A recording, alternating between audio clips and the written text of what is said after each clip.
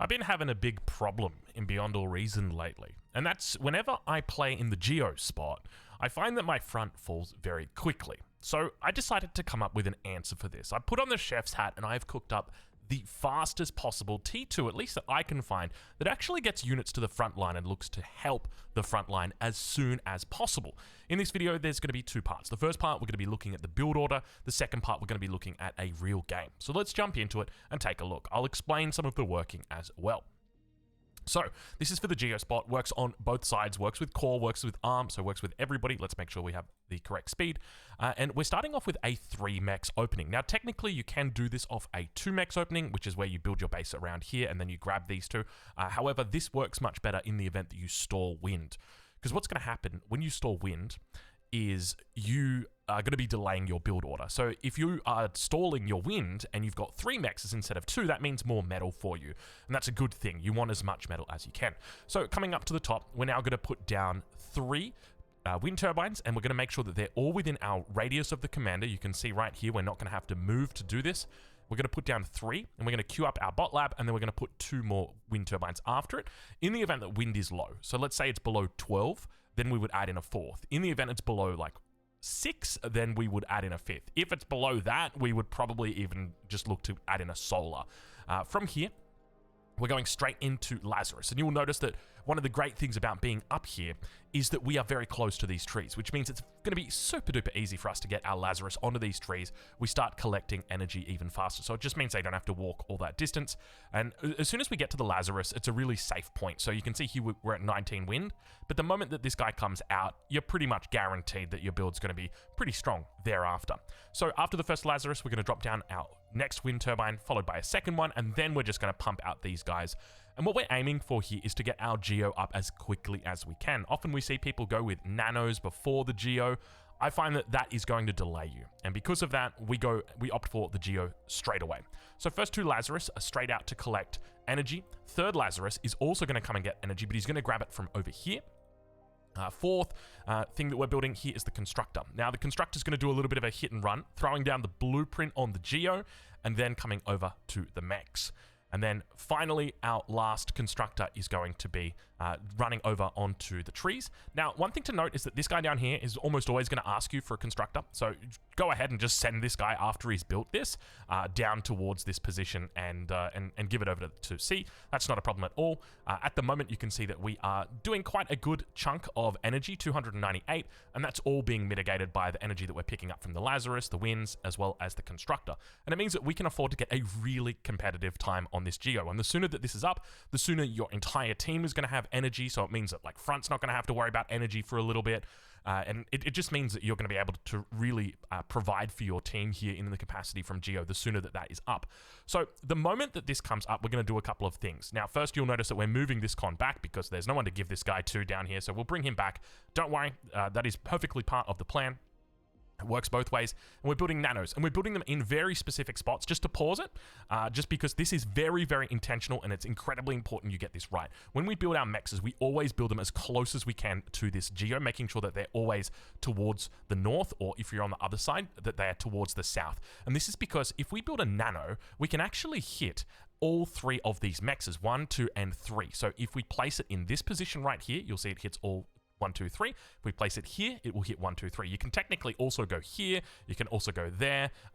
Where is it? Somewhere around there. And you can hit all of them. You can also come down as well. But I like this spot. So very, very important. You can hit all 3. You don't have to, but you probably should try to hit all 3 if you can. So the moment that that's finished, you're now going to send this guy over to the rocks to go and eat all of the rocks, not to miss out on these ones, and you're going to bring the Lazarus back to eat this lab. From here, you're going to send them down over towards this way because you're going to blow the commander pretty soon, and you want to make sure that they're in position and they've eaten all the trees from around there, just because it's, you know, it's resources. You don't want to be giving it up. And now at this stage, what we'll be doing is putting down some energy converters. We can also, at this point, throw down an energy storage, which I've become a big fan of. So definitely the right thing. I think it was PTAC that recommended that. So shout out to PTAC for suggesting that. And here we're going to throw down our vehicle lab, and we're going to bring our Lazarus in straight away to eat the vehicle lab. We're going to queue up a Constructor, and we've intentionally placed it so that we can now put down our T2 lab right here. We'll make sure that we turn it around and put it, and you'll see the moment that he comes out, the Constructor, he will be putting down that T2 lab, and we've now finished off these 6 energy converters. The commander is going out for a walk. You guys know where he's going. He's going to walk the plank. Everybody is helping out with this, but we're now going to bring everybody down to eat the commander, because there's a sneaky little trick to eating the commander as efficiently as we possibly can, making sure that we always blow right as we've got enough capacity. We don't want to ever blow a little bit too early. So we're going to start by eating with the Lazarus, then we'll eat with the construction bots, then we'll eat the construction bots with the Lazarus while they're eating the commander. I know there's a lot of eating going on, but to do this, what you're actually doing is guaranteeing that you've got quite a bit of metal. Now, there's some caveats that I'll provide a little bit later on in the video. As you will see right now, at this moment in time, we are very weak. If there was to be a hovercraft attack coming through, we would be in trouble. But as you'll see, this is a pretty early T2 lab. This is a 430 T2 lab, and we've got 300 metal in the bank. And of course, over the course of the next little bit of time, we'll have plenty of time. But this is normally before my hover timing from Geo. So you could go into Jaguars if you wanted to. If you spotted that out, you'd be able to go into Jaguars from there. But here you can see a 440 timing on the first Mauser coming out, and these of course are going to be hitting the front line to follow up. You'll be able to very easily counter any potential push that's coming through. You could of course go into Jags. If you're playing on the side of Core, then definitely you could look to go into a Banisher or into some Quakers. The options are quite limitless, but what this effectively does is sets you up with your base tier 1 economy as quickly as it possibly can, and gets you to T2 as quickly as you can with the bare minimum, but the bare minimum that you need. So let's take a look now at the actual game. Okay, so here we are on Supreme. Game is about to start. You'll see that we've got ourselves a lovely little team here. Unfortunately, I've lost a lot of games recently. I've gone down from OS 40 down to OS 32. I guess that's what happens when you take a couple years of a break. But look, we'll work our way back up there, and just focus on making sure that we're just improving. That's the one factor that we can control is ourselves. So we just want to improve. So let's just quickly go through the build order. We'll speed it up a little bit here. We get relatively favorable wind in this game. We've also got overflow coming through from teammates. Our bot side guy has also requested a Con and a Lazarus, so we'll be making sure to hand those over to him. So we'll be starting it off here. You'll see we've got decent wind here. Despite having 17 wind and overflow, we still go for the third wind turbine just because it's better to be safe than sorry. The worst thing that could happen right there is you go down to 0 wind, no overflow. Everything just goes terrible. So now we've got the first Lazarus about to come out here. We'll slow it down just so we can retrace our steps and just talk a little bit about exactly what we can expect this game. Now, when you head into a lobby, the obligation is on every player to be pulling their part, but the reality is there's going to be mismatches, and that's what we've got in this game. Here is an example. The best player on the enemy team, OS 31, darker than Max 9. He's up against our second bottom player, Anark, who's only 15 OS, and that naturally means that he's going to know how to exploit this position incredibly well, and that he's going to try and win the game from that position. By the same token, in the Geo spot, it's our obligation to try and find ways that we can influence the outcome of the game. So that's going to be our game plan here. We need to try and leverage that as much as we can, take advantage of any mismatches that we see, and look to cover our bases.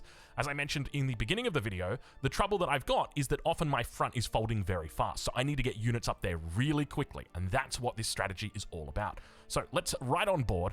We'll go into the player view here. And take a look at exactly what kind of timing we get. So you see we've got the two Lazarus here, one Lazarus here, and the construction bot. This Lazarus is going to come down and eat these rocks, and then he's going to be given over towards this player at the bottom, and we're also going to give this constructor over. I think he's already sent the metal. I'm not 100% sure. Sometimes I don't always keep track of that metal. We're making sure we bring our constructor in on the right time. That's the other thing to note, is if you do get caught with your pants down and finish your Geo without your constructor coming back, it can be a little bit tough. So Geo timing 248, not a bad timing here. So I always want to try and keep track of those timings because they do matter significantly. As I mentioned, I've also tested 2max versus 3max. 3max is technically better than the 2max, so I would just advocate for that. But if you're not comfortable doing the 3max, it is a little bit more susceptible to early harassment. That's the only other thing to note. So here we've got down our nanos. We're going to now start eating our lab. And because we've given over that construction bot, it means that we've got a little bit of extra metal here. So we do need to be cautious about reclaiming our lab at this stage. So you can see we're at 500 metal here. When we reclaim this, it's going to be 500 metal. So we need to make sure that we've got enough space in the bank for it. We're starting to throw down our energy converters. Our vehicle lab is also coming down, and our commander is starting to get ready for a bit of a walk here. We've got the Lazarus now coming down in as well. I don't know exactly what happened here. Sometimes they can get a little bit funky. And you just got to be really careful. You don't want the Lazarus to start reclaiming the vehicle lab before it's actually completed. Otherwise, these guys will just keep repairing the vehicle lab, and it's just a waste of build power. So now you can see that over towards this side, we've forgotten to grab these rocks. Not a huge problem. And finally, our commander about to blow. As soon as you can see here, we've got to be so cautious. There we go. So we've sucked that up. So now the commander's ready to blow, and we're going to move everybody down. So we definitely could have done this a little bit better, but the timing is still decent. We're blowing at 4:10 here. So we are on track for that 4:30 timing. And take a look at front. Things are not looking good up here. We've got Darker Than Max, who is absolutely pushing up on Anarch. We've got Hamel, who's pushing on the Emperor. And we're doing our best to try and get units up there as quickly as we possibly can. Meanwhile, down to the south, we are reclaiming. Now, I think there's definitely a world where you should absolutely be leaving like 10 metal on this commander. Today was not that day, though. I decided against it. And you can see just how much metal we've got in the bank here. We've still got a little bit of reclaim to go as well. And the timing is 4:41. Not a bad timing. 4:41 to complete the T2 lab, considering we've given over the con, considering we had to give over the Lazarus, considering there were factors that we couldn't control in that regard. I mean, you can pretty much always say that they're going to be relevant. But as you can see, front is absolutely getting pushed in. There's only a couple units up here from Pond. At this stage, it's still very early. Now, I don't want to really go and compare that to the enemy Geo, because the reality is this lobby here, it's not an even lobby, where it is very much, it's a scattered lobby in that regard. But I do want to show you the type of strategy that you can pull from this position. So you can see now we've got the Mausers beginning to move up. Now, the key with the Mausers is we really need to be cautious with them, only inching them forward every single time we look to use them. We never want to move them forward. Like, we never want to go from, like, here all the way up to there. It's probably better to show it on the front. But, like, if we're going for an attack, we only just want to move them up by a little bit rather than a lot, because they will absolutely take a lot of ground if the enemy retreats, and then you'll be in a bit of a bad spot. We're also going to bring our Lazarus up towards the front. So at this point, I will just say this is pretty much where the build order stops. And there's a lot of branches that, in my head, I can see that you could do from here, right? My favorite way to play this is to just open with Mausers the same way here, and then go into T2 bots and look to provide that for front. Even if they don't pay, that's okay, because you're still going to get a great ROI on that, because eventually, they might set up I was going to call it a toaster, that's what they were called in TA, a persecutor or a rattlesnake, and, that means that you don't have to then provide more units to the front. But that's not what we're going to be doing in this game. We're going to be looking to try and go...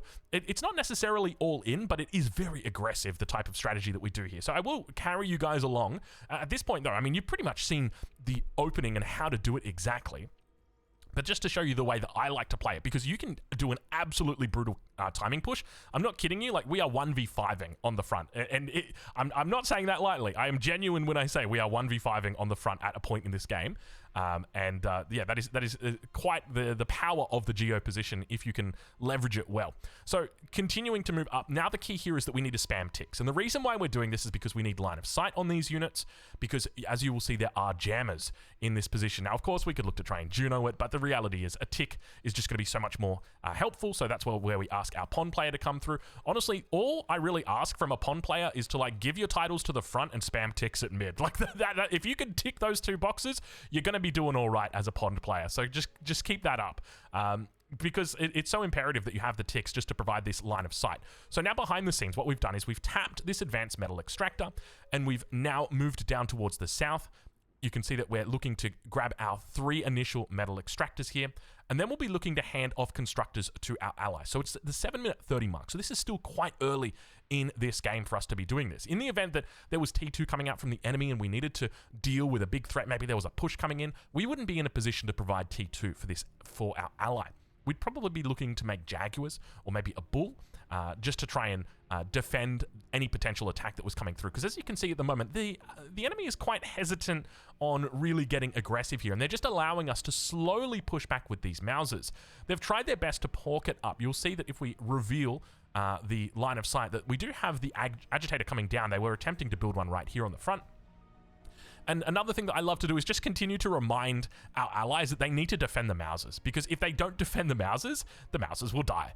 Because the reality is you can't be watching your Mausers all the time. So back towards the base, you'll see that we are now getting in our advanced construction vehicle. Unfortunately, you can see that they're not assisting it. So I don't know whether that's a bug or whether that's intended, but yeah, it's one of those little things where, you know, we've got to fix it up. We realize there and we're like, why are we floating so much? And it all starts to make sense then.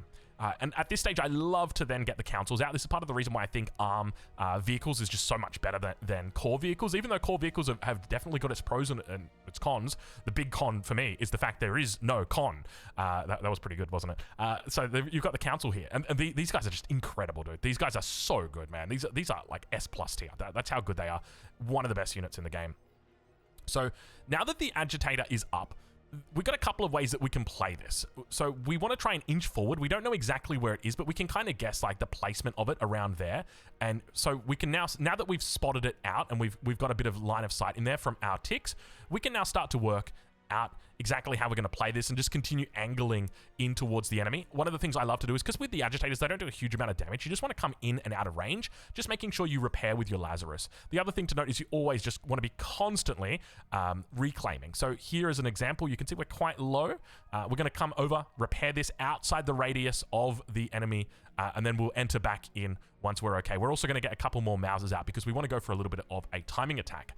Now, speaking of timings, one of the most important timings that you can do from the Geo position is essentially your 2T, or your T2, sorry, which is where you have all 4 of your mexes upgraded to T2 and your Geo comes online, your advanced Geo. And there's a couple different ways that you can play that, but my favorite way is absolutely with the Starlight. The Starlight is just such a great synergy with the T2 Geo, just simply because it provides you all of this economy. And what are you going to do with all this economy? Well, you can just make starlights and utilize the starlights and their ability to just kill things. So that's exactly what we're going to do. So we might speed it up a little bit here because for the next couple of minutes, it's pretty much this back and forward. We're just inching forward slowly, doing a little bit of a trade-off, trying to hit enemy positions. You can see they've got multiple agitators up now. And one of the best ways that you can deal with an agitator is, have we got it? Yeah, there it is, the Ambassador. The Ambassador. Now, the Ambassador is incredible, but one of the keys, one of the advice I would give to you is always put it on hold fire. With the Ambassador, they've got a really long reload time, 18 seconds. So if you've got enemy ticks or pawns that are running in, they will happily fire at those, and you don't want them to do that. You want to make sure that you are routinely just attacking the enemy pork, the enemy defenses. Another tip I would give is get a second one out. A second agitator is incredibly powerful. And we're now, because we've got our advanced Geo coming up, we also get the Umbra out. They do take a little bit of energy, so I normally just save them for the advanced Geo. And behind the scenes, we're going to add in more nanos here, just because we've got more energy, more metal to spend. We need to have more build power to scale with that appropriately. We're also building our base very intentionally, just to explain a little bit about this. So when we build our Geo down, we always make sure, if I can find a constructor somewhere, let's grab this guy right here. So whenever we're building the Geo, one of the things that we always do is go to like the opposite side. So you can see here, we've got these guys down here. We want to always like try and build the Geo there. And the reason why is because in this position, you can actually survive an explosion. So if we take a look at these nanos here will all survive from this explosion on the Geo. So often you'll see people reclaiming this Geo. I just leave it, because it's like, even if it blows, like, I don't care. Like, the value I'm going to get from just keeping it is much greater. There's an argument you could probably go into a Prude instead, and I agree. You probably could. Yeah, I just kind of like to evacuate the area. So now we've got the Starlights coming out, and this is where the timing push comes in. So when it comes to this sort of timing, the whole idea behind it is we really want to take advantage of our power spike. A power spike is a term that is used often in like League of Legends, Dota 2, when your hero or your champion gets a big item or reaches a significant level, and you're able to leverage that to overpower the enemy. And it's the exact same thing here. We're looking at power spike off our T2. So let's take a look and see exactly how that's done. So we get a couple of Jaguars out, and we've got a really nice mix here. So just to explain all the things that are working and how they're working, we've got our Mausers. And these guys are just going to be the bulk of our push. They're just putting out constant DPS. They're targets for the enemy to try and hit. They're great to just have working. You've got your Ambassadors that are going to be taking out any of the pork. You can see at the moment he's on at fire at will. He'll be changed shortly. We've then got the Jaguars, which have been, I don't know whether or not they've been blocked in, or no, they've just all been told to come here, sorry. So we've got all the Jaguars that have just been told to come here. So these guys are kind of, they defend any potential attacks that are coming through. So let's say like a whole bunch of Peewees get through. you can bring these guys in. And then finally, you've got your Starlights. Actually, that's not finally. Then you've got your Starlights, which are basically just your kill everything. And then finally, you've got your ticks. So this is it. We've thrown down our 2 T1 labs. All we're doing is spamming ticks at the front just to show you exactly what our route is. We're just going straight through like this. Now that the ticks are in, the command has been given. Attack now. We need everybody to start pushing forward. Starlights will come forward. We've got 3. One of the mistakes I'm making here is not having enough Lazarus. You want more Lazarus just so that you can kind of hold with your repairing. And you can see back here where we're just reclaiming all the wrecks that have come through recently. We've got another attack that's coming out. This guy's got 12 kills so far on him, the Ambassador. Where's he firing at? He's firing absolutely nothing. Gets a really bad shot. And that's part of the reason why you always want to make sure he's on fire, or he's on hold fire. So Starlight's coming out. They've kind of realized at this point, this is where we need those Jaguars. I don't know where the Jaguars are. Where did the Jags go? I don't know where the Jags went, but ideally the Jags should be right here, just defending against, like you can see the thugs coming up right there, just doing a bit of a walk. And that's what should be taking these out. But unfortunately, it's not the case. And so now because of that, we're really able to push up. We're at 15 minutes here. Keep that in mind. Our power spike is well and truly online. Our Umbra is a little bit forgotten here, but we've got plenty of vision anyway from our tick. Not that the Umbra provides vision, or at least that's not why we built it. And back here you can see that there is something very important. This right here, a rattlesnake. If this gets up, there is the chance, well, as you can see, it didn't get up. If that rattlesnake got up, we would be in a bit of a tough pickle. By the way, this fat boy, I don't know how I didn't see this fat boy. I want to see how my Starlights die, because I know that the fat boy like does his shot, and you can see he's getting worked down. There's the Jaguars. Does he get one more final? Oh, he got one shot off the fadeaway. And look at that. He got all 3 of them somehow, dude. Impressive. I don't know how... Do not eat, yeah. I don't know how that... I missed that fat boy, but I missed that fat boy. And, yeah, he blended in very well with the terrain. I'm just going to go with that. Anyway, one of the keys to a push like this is we always want to make sure that we've got Lazarus, because if something dies, we need to be able to res it.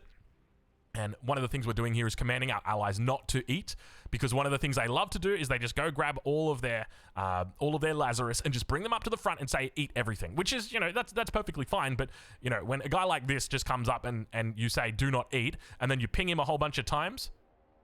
Ping, ping, ping. Where's the ping? Da Emperor. Are we going to ping him? There it is. So we've pinged him 4 or 5 times, and we're just like, okay, he's looking at it, but he's still not moving away. And the thing is, like, we need to keep these, right? Like, this metal is so much more valuable in the form of a wreck than it is back here. Because you got to remember, right, this cost 1,200 for us to build, whereas this right here is only 720 metal. So if we can res this, that's an extra 500 metal. So the fact that, like, he's going to eat it, that's very painful to us and our push, because our push is not yet finished. It might look like it's petered out, but the truth is, as long as we can hold and we can get these Starlights back in business, we're going to be back in business as well. So we're going to continue pushing up. I'm going to speed up a little bit just so that you can see these reses. We're making sure that we mix in a couple of them when we've got our ticks coming up as well. There's the first Starlight, second Starlight, and the third Starlight, all back up now. As I said, I know people are probably going to get mad at me for reclaiming that guy's stuff, but like the reality is I want to win the game, and that's griefing. Like, I don't want to say it's griefing, but like he's looking at it, he's watching it be reclaimed, even when I've said don't reclaim, and it's like, I'm just going to I'll reclaim you then, buddy. Like that's how it's going to work. And here you can see the Lazarus all coming forward looking to try and repair the Starlights. And now at this stage, this is where we're essentially 1v5ing. So you can see there's still like a couple of ticks coming through from our allies here. But if we look at the responses that are going to be coming out from the enemy, you've got the Geo that is now, the Pond that is now spamming out the snipers. We've got the 2 fronts that are obviously doing everything that they can. As a result of this, it means that the enemy eco has now started to make units because the front is falling, okay? They know that the front is going to be falling. I don't know whether the battle mech is the right call in this situation, especially when you see Starlights on the field. But anyway, that's his choice. That's what he's gone with. So let's continue watching. So at this point, we're just going to continue funneling units down the mid. And the idea here is that you want to keep going until you have significant resistance. Once you've got significant resistance that you don't think you can beat, that's when essentially you probably just want to leave it. You can see the snipers. We've moved a little bit too far forward here, so a bit of a misplay from us. You can see that we're all kind of discombobulated. All the units are just kind of everywhere. We don't really have too much of a cohesion in this push, so we'll speed it up a little bit. We've lost our Starlights here, but we get some decent value right there from our Ambassador. So at this point, with the battle mech coming to the front, so T3 sided, at that point I say, you know what? It's probably a good idea for us to stop the push. We've done some decent damage here. And we're fighting against a lot of people. We're forcing a lot of people, bringing units into the center here. And because of that, we're now going to take a step back. We're going to drop down our fusion. And this is just generally the type of style I like to play. So that was a push that lasted for about 5-6 minutes. In the end, while we technically didn't kill anybody, I still think it was quite valuable because we forced T3 from the enemy eco player. And on top of that, it wasn't anything that's game-changing, right? Like, if it was a whole bunch of marauders and he did it of his own volition, there's the risk that maybe he punishes us. But because we're just forcing him to defend with these units, this is really big. So, just, I guess, the final touches on how I played out this game and how I think it's probably best to play Geo is scaling. If we take a look at our eco player is well and truly scaled at this point. So the truth is, like, the enemy is also quite well scaled. And for us to secure the game, the best thing that we can do in this position is scale. We've been very fortunate in that our C player has won to the south, which means we don't have to worry about contesting this C. On top of that, our player to the north has also won the C. Now, remember what I mentioned earlier about how when you have the best player on the team, or where you put your players matters because you get mismatches of skill. Well, here, the enemy blue player on their team went front. And because of that, it meant that skill that was matched out over on the other side for us, in this case, it is here. And because of that, it means that we've been able to answer his response, and now we're going to look to try and scale that. I guess the point that I'm trying to make here is you've got our yellow player, who is quite a good player, and they had a mismatch over on this top side. And you can see now, because of that, he's able to exploit that mismatch, whereas their eco player not really able to do a whole lot back here just yet. And I think this is part of the reason why you're seeing less and less eco players be the best player on the team, and now it's very much like the front players are the best players on the team, because if you're able to win the front in the first 4 minutes, 5 minutes, then it doesn't even matter what Geo can do, because everybody's dead anyway. So in this game, we were fortunate that the game was probably going to finish at like 5 to 6 minutes, and if we had been a little bit later, we probably wouldn't have been able to actually we probably wouldn't have been able to actually hold, because yeah, I mean, that's realistically the trouble. There's another build that I want to feature from the Geo spot, which is basically where you buy T2 from tech. If you've got a good tech on your team and you can rely on them, you can buy the T2 builder from them, and you can get like your Geo up at 6 minutes. You can get all of your turrets up, or your turrets, all of your advanced mexes up very, very early, and then you can transition into T2. But like something like that isn't going to survive an attack at the front like this. So just to finally close it out, we're just going to finish up with a little bit of a platypus attack, looking to always just focus down the enemy Geo. You can see here he's got a beach, and it is quite a wide beach, so the main goal here is that we just hit the advanced Geo. He's already been hit, but the more we can flatten him, the better it's going to be. On top of that, we can take advantage of the jammer that's sitting right in here. So you can see the Phantasm is sitting right here. It's got quite a bit of a radius. It's like, honestly, it's absurd. This needs to be nerfed. This is so good, this unit. So we're going to try and take advantage of that as much as we can. Enemy is completely unaware. Make sure we spread out. It gets pinged out by the enemy, but obviously it's too late. He's got a whole bunch of gunships in here. Is Geo dead? I asked that a little bit before. Well, guess what? He is now. Commander somehow still alive. I don't know how Andy Mack kept his commander for this long. But unfortunately, he goes down right there, and of course the Geo going to follow it as well, and that takes him out of the game. And so, you know, we're obviously quite a bit ahead now because of that. Now, keep in mind, even if this Geo does go down, right, like if they attacked us with Platypus on the other side, we've still got all of this back here. We've still got our APHIS, we've still got our fusions, we've still got this. So as part of the defensive construction that we really try and do this as much as we can, and somehow 2 Pelicans survived. Anyway, we're going to leave it there. Of course, this game does close out with a victory. They do look to try and push the front. I say, okay, you know what? There's battle mechs in there. We probably want to deal with those, so we'll throw down some snipers, but front holds. And anyway, at the end of the day, that is going to be it. So we'll leave it there. Hopefully you've taken something away from this video. I think this build is an incredibly strong build, and hopefully it adds to the discourse for Beyond All Reason.